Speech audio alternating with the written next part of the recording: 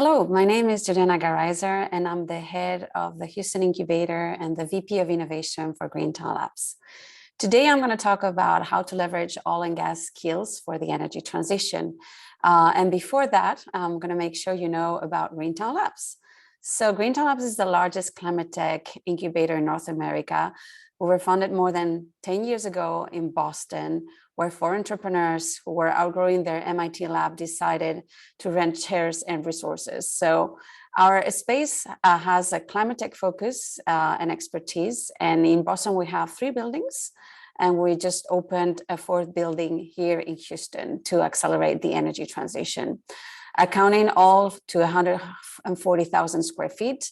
Our buildings, 2/3 of our buildings are prototyping space. So we have a lot of companies that are in the hardware B2B space and dedicated to climate tech. And climate tech is basically any technological solution that helps mitigate the impacts of climate change and build resilience communities. So in terms of mitigation technologies, you have the biggest greenhouse gas emitting sectors like electricity, ag tech and water, buildings, transportation, and manufacturing. And then resilience, basically climate tech and its impact is already here. And we're trying to get the technologies and services that prepare communities to withstand its impact and make sure that we also have a focus on equity. These are the sectors, and these logos here are some examples of our startups. As you can see, over 10 years in Greentown, we have achieved quite a lot. We have raised, our companies have raised more than 2.2 billion in funding and 2.4 in economic impact. And the number I'm the most proud of is this 88% startup survival rate. As I mentioned before, we opened our new building in Houston last year on Earth Day, April 22nd. And of course, the mayor was there because it was also the anniversary of the Houston Climate Action Plan. And the reason why we actually moved to Houston is really key, right? For us, Houston is the global energy capital of the world, and we need to make sure that it transitions. And not only for transitioning, we also need to make sure that the workforce transition, and that's one of the big key themes here. We already have quite a lot of community champions in Boston that had a very strong presence in Houston and who wanted Greentown Labs to have a presence in Houston. Those are the Shell and Chevron, amongst other. And we always felt that, we were filling a gap. There was no climate tech specific convener here in Houston, although there were quite a lot of newcomers in the startup ecosystem like Mass Challenge or Y Combinator or Capital Factory. So in Houston, we really thought we could bring a convening role. We really believe that Houston has all the ingredients that are required for as energy transition. We have the assets, we have the capital, we have the talent, but all these, are siloed, and we really wanted to convene this new ecosystem into one place. And that's why, as you can see there, that we're trying to bring together under one roof for one community, our corporate partners, our investors, but also universities, SDOs, government, City of Houston, the state, and also professional services. What we didn't realize at first when we started at Greentown is that as soon as we announced that we're coming to Houston last year, we had a huge inbound of requests from professionals, from workforce that wanted to transition, and they didn't know how. So, we would get emails, LinkedIn requests, people coming over and saying, like, how can I be marketable for this new energy transition, and how can I make myself and my resume attractive to this transition? And that's something that, of course, in 10 years in Boston, we never had to address. This energy transition here in Houston also needs an energy workforce transition. And then we realized that we also had a role there as a convener. And that's when, in the midst of the pandemic, we started thinking about how to be not only a convener, but also signpost where this new workforce can actually get trained or get experience to make this energy transition happen. So, we got a few partners there, and what we thought we would start doing is actually create events where people could get tips, get educated, and also, start networking with the right partners. So one of the things we did with the pandemic is that we created this virtual events organization with not only Greentown Labs, but also the Greater Houston Partnership and their upskill program, or the Renewable Energy Alliance for Houston, and many others like Ally Energy, one of our members at Greentown Labs in workforce development for the energy transition. And we created this, events that were partly, one of the parts would be like a presentation, whether by some university or by some key leader in the energy transition to explain their transition journey. And then, we would have a sort of networking fair where, we would not only have companies that are already hiring people for their energy transition, but also universities that are training people in the energy transition. And of course, Greentown Labs and some of our startups that are also hiring, and many of our entrepreneurs actually come from oil and gas. So those events have become really important for us, and we continue to develop that and create several programs. So, and we'll make sure we keep you posted with our latest updates on that front. When we got to Greentown, these are our founding partners and grand opening partners. As you can see, many of these big logos who decided to help fund Greentown Houston, it was part of their energy transition strategy. They are not only transitioning themselves, but they want to make sure that, they actually help Houston transition. And here, our advisory board that has, the highest levels of our founding partners and grand opening partners, we're talking about that a lot. This is like the leadership sounding board on what the energy transition is going to look like in Houston, and hopefully globally, because many of these companies have a global outreach. And we talk also a lot about workforce development here. So, almost a year into Greentown Houston, and we already have more than 60 startups. And you can see many of the logos here. And, one of the things that used to be the typical journey to Greentown in Boston was a lot of the Boston companies would come from university, then go through a contest, like could be like the MIT business plan competition, win some money, go through an accelerator like Mass Challenge, for example, and then with the seed funding that they would get from that, they would pay for our incubator services. And then we would help them with their Series A, and when they got into scale, they would just leave, outgrow our spaces. That's the typical journey, but it has been more like Boston focused. A lot of our Boston entrepreneurs come from universities, come from MIT. Our 4 initial founders for Greentown Boston, came from MIT. But we see that in Greentown Houston, we have another kind of entrepreneur. Of course, we still have some people coming directly from universities, some PhDs, but I would say 70% of the entrepreneurs at Greentown Labs Houston come from the oil and gas. And we really believe that this is very important for everybody to know, that they've been having a full career in oil and gas. They detected some problems while they were in that part of their career, and they decided to step out of that to create the innovations that are required for the energy transition. And in terms of what skills, if we're going to dig deeper and think about what oil and gas skills could be reused or leveraged and be valuable in this new low carbon energy system or energy 2.0 system, I'm having here this very, very nice study from McKinsey, where you can see here the sectors depending on whether they are a good fit or a less of a good fit in terms of competitive positioning for the oil and gas companies.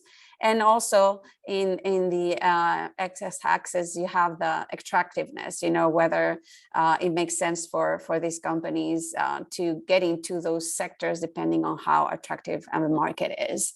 The top quadrant, the one that you can see on the right, that is basically top right, that is in gray, is really the better fit. And you can see over there that not only we have renewable power like wind and solar, and I think that geothermal is also one of the low-hanging fruits that is missing there. But also the next one that I think is pretty important to know is the biofuels.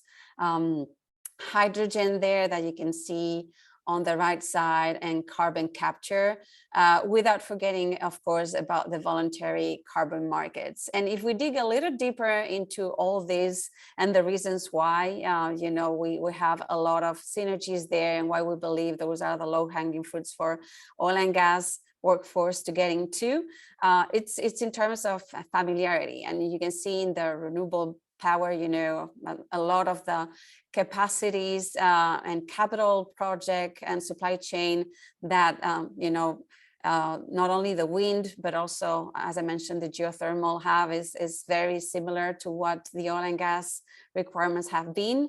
The next, you know, for electrification and mostly EV infrastructure, you know, the alliances that big oil and gas companies have been doing are also required for this kind of innovation. The access to B2B customers and these refueling networks, I think, is key. Biofuels, you know, it's again chemistry. You know, the assets are very similar. A lot of refineries out there that were only for oil and gas now are adapting to biofuels.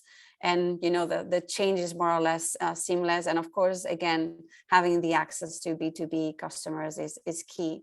In terms of hydrogen, I think it's important to say that, you know, it's not only about the infrastructure itself, but also the fact that, you know, we really are trying to, I'm going to resume share here. Just a second. Okay, sorry about that.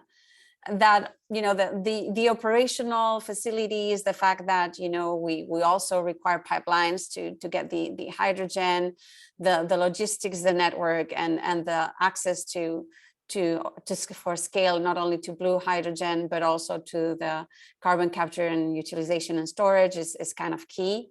And for the CCUS, you know, of course, you know, it's also about drilling. So the deep subsurface knowledge is key. But, you know, although there's a lot of synergies there in terms of the technical challenges compared to drilling for oil and gas, the market is not yet as attractive as it should be. You know, today it remains unclear whether this can become a business that would deliver attractive returns outside of very specific niches. So that's why, you know, it's at the right, but it's at the bottom of that quadrant. You know, in renewable power generation that is outside of that quadrant, you know, it's unclear yet whether oil and gas companies can really emerge as winners versus the development specialists that you can find as the largest utility players such as NextEra and Enel. But still, you know, there's some opportunity there. But regardless of whether you want to go full carbon or, you know, the path in between of this mixed strategy, the oil and gas companies is pretty clear that they require to quickly adapt their operating models to bring carbon management capabilities. And I think one of the things that is critical for that is data. Every company needs to know exactly how much carbon it's generating, how much it is products, how to try to reduce the carbon intensity, and how to communicate that effectively to regulators, investors, which is key, and customers. So how to understand investor sentiment is also on carbon, and impact evaluation in terms of access to funding is key. So all the trading capabilities are going to also be affected by this new era of low carbon. So in terms of key recommendations for, you know, if you want to start transition your career into this energy transition or energy 2.0 sector, there's a few recommendations. The first one is like, there's no magic course or wand that, you know, I can pinpoint you to. You know, there's the University of Houston has certain deployments that are great.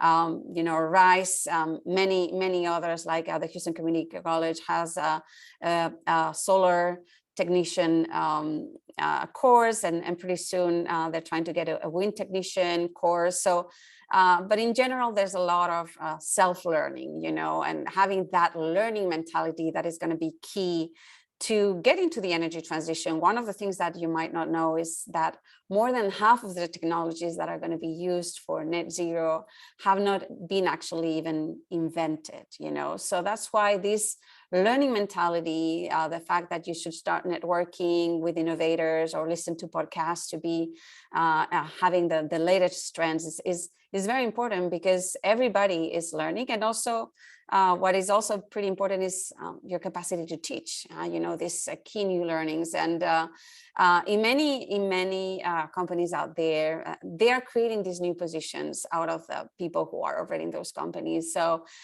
creating positions like the new energies departments or the sustainability departments. And basically, they pick the people who have been more curious. They have shown more curiosities about ESGs, about how to report, how to track this data, the carbon intensity, all that. But, one of the things that we need to really make sure is that we demystify these energy transition roles. When you see people who have these new energy roles or these sustainability roles in oil and gas, or have gotten jobs in other more like carbon-friendly utilities like NextEra or others, they have done the transition. In many cases, they have made the transition within the company itself. And when you talk to them, it took them around a year, maximum 2, to really understand the jargon and the differences between what they were doing before or not. But there's a lot of overlapping. At the end of the day, these are engineering problems. We're still talking about chemicals. We're still talking about fluids. We're still talking about pressure. We're still talking about carbon. So, there's a lot of similarities. And I think it's more about getting adapted to the jargon and maybe potentially to the different B2B and potential partnerships out there. But, it's less difficult than it sounds. And that's why one of our tasks at Greentown Labs and with other players in the ecosystem is to, make it more approachable and demystify that. So one of the things we're doing is give you opportunities to network with us, to volunteer with us and our companies, to mentor, to invest in our companies. So if you want to know more, feel free to reach me at Juliana Garaizar at Greentown Labs, or otherwise, we're also very much available on LinkedIn and also at greentownlabs.com. Thank you so much. I'm going to start sharing now, and I will be open to any questions. Bye.